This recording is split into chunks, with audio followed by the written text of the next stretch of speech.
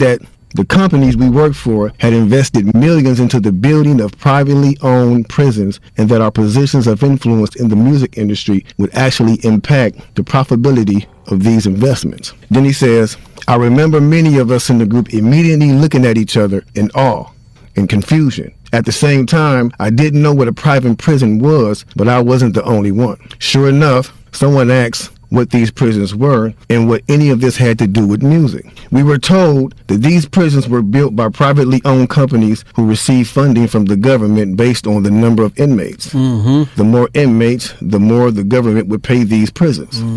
It was also made clear to us that since these prisons are privately owned, as they become publicly traded, we'd be able to buy shares. Most of us were taken back by this. Again, a couple of people asked what this had to do with us. At this point, my industry colleague who had first opened the meeting took the floor again and answered our questions. He told us that since our employees had become silent investors in this prison business, it was now in their interest to make sure that these prisons remained filled. Our job would be to help make this happen by making music which promote criminal behavior, rap being the music of choice. He assured us that this would be a great situation for us because rap music was becoming an increasingly profitable market for our companies, and as employees, we'd also be able to buy stocks in these prisons. Immediately, silence came over the room. You could have heard a pin drop.